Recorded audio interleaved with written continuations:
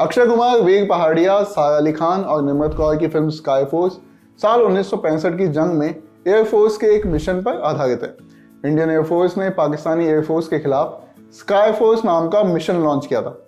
वीर पहाड़िया ने इस फिल्म से अपना डेब्यू किया है। उनका किरदार स्क्वाड्रन लीडर AB देवैया पर आधारित है। हालांकि मेकर्स ने क्रिएटिव लिबर्टी लेते हुए उनके कैरेक्टर का नाम PK विजया कर दिया है, जिसे टैबी भी बुलाते हैं। फिल्म की कहानी साल 1971 से शुरू होती है। दिखाया जाता है कि पाकिस्तानी एयरफोर्स ने इंडियन एयरबेस पे हमला कर दिया। इस हमले में एक पाकिस्तानी पायलट को पकड़ लिया जाता है। फिर वहां से कहानी फ्लैशबैक में जाती है। 1965 में हम स्क्वाड्रन लीडर TK विजया से मिलते हैं। टैबी उनका निकनेम है, जैसा कि मैंने बताया आपको। फिल्म बहुत जल्दी एस्टैब्लिश कर देती है कि टैबी में देशभक्ति का जो जज्बा है वो कूट कूट के भरा है। वो रिस्क लेने से नहीं कतराता। उसका प्लेन हवा से ऐसी बातें करता है कि देखने वाले घबरा जाएं। टैबी के इस रवैये को बहुत लोग जवानी का जोश कह सकते हैं। वहीं दूसरी ओर उसके सीनियर्स का मानना है कि वो रेकलेस किस्म का पायलट है। खैर, बस उसके विंग कमांडर आहूजा उसे रेकलेस समझकर खारिज नहीं करते। अक्षय ने विंग कमांडर आहूजा का रोल किया है। एयरफोर्स के टाइगर्स की टीम एक मिशन के लिए पाकिस्तान जाती है और टैबी वापस नहीं लौटता। आगे आहूजा इसी सवाल का जवाब ढूंढने की कोशिश करते हैं कि टैबी के साथ क्या हुआ। यही फिल्म की मोटा-मोटी कहानी भी है। देशभक्ति में बनने वाली बहुत सारी फिल्मों के साथ एक मसला होता है कि वो एक पॉइंट पे आकर सेल्फ इंडल्जेंट हो जाती है, यानी अपनी पॉलिटिक्स, अपनी मैसेजिंग के बाहर नहीं निकल पाती। कुछ किरदार और उनकी जो दुनिया है उसकी कहानी दिखाना बंद कर देती है।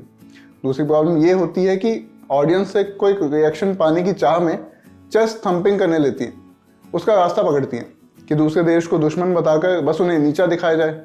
देशभक्ति वाली फिल्म होने के नाते स्काई फोर्स भी इन पहलुओं को छूती भले ही है, मगर फिल्म बहुत जल्दी इनसे बाहर भी आ जाती है। फिल्म चाहे एक पॉइंट पर भले ही एक देश बाप और दूसरा देश बेटा टाइप फालतू की एनालॉजी का इस्तेमाल करती हो, लेकिन इसका अंत ऐसे मैसेजिंग पर नहीं होता। वो उस आर्क को बहुत ढंग से पूरा करती है। आपको फिल्म के अंत तक समझ आता है कि ये लोग एक दूसरे को लेकर जो सोचते थे, अब उसमें तब्दीली आई है, दोनों आगे बढ़े हैं। क्लाइमैक्स की बात करें तो ये फिल्म का सबसे मजबूत पॉइंट भी था। ये फिल्म जिस तरह से खत्म होती है वो आपको आकर हिट करती है। एक किरदार स्क्रीन से बाहर निकलकर आपके साथ रह जाता है, आप उसके लिए कुछ महसूस करते हैं। ऐसा नहीं है कि फिल्म की राइटिंग के साथ सब चंगा सी था। एक तो ये अपने पॉइंट पर पहुंचने में बहुत समय लेती है। फिल्म का मेजर प्लॉट ये है कि कैसे अक्षय का जो किरदार है आहूजा, वो टैबी से जुड़े सच का पता लगाने की कोशिश कर रहा है। उसकी सबसे बड़ी चुनौती हवा में नहीं है, बल्कि उन अधिकारियों से डील करने में है जो टैबी का पता लगाने में इच्छुक नहीं है। उनकी तरफ से बात आई गई हो गई। यहाँ फिल्म आपको एंगेज करके रखती है, लेकिन यह हिस्सा इंटरवल के बाद आता है। दूसरी दिक्कत यह है कि फिल्म इन एयर ऑफिसर्स की एयरफील्ड से बाहर की दुनिया को ठीक से एक्सप्लोर नहीं कर पाती। उनकी पत्नियों के किरदार सिर्फ इसलिए हैं क्योंकि वो उनसे जुड़ी हुई हैं। उन्हें पर्सनल टच दिया जा सकता था। बाकी एक्टिंग के स्तर पर यहाँ अक्षय कुमार और शरद केलकर का काम ही तारीफ के काबिल है। कई सीन्स देखकर लगेगा कि अक्षय ने फिल्म को अपने कंधों पर उठाया हुआ है। दूसरी ओर शरद केलकर कितने ईमानदार एक्टर हैं, इसका एक नमूना देते हैं आपको। शरद को अपने पहले सीन में अक्षय के कैरेक्टर से मिलना है।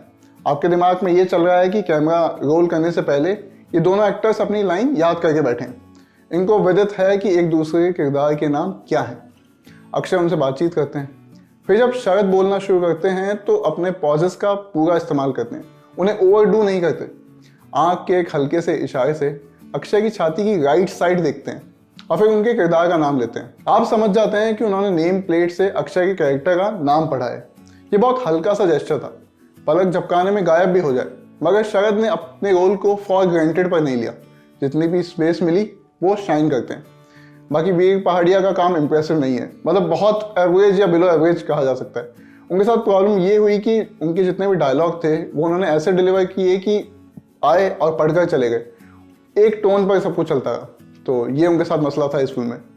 बाकी स्काई फोर्स के साथ कई मसले और भी हैं, राइटिंग से लेके साउंड डिज़ाइन तक, लेकिन ये कई मौक़ों पर आपको एंगेज भी करके रखती है, देखी जा सकती है। आज के रिव्यू में इतना ही। मैं हूँ यमन और कैमरा के पीछे है हमारे साथी जतिन। शुक्रिया।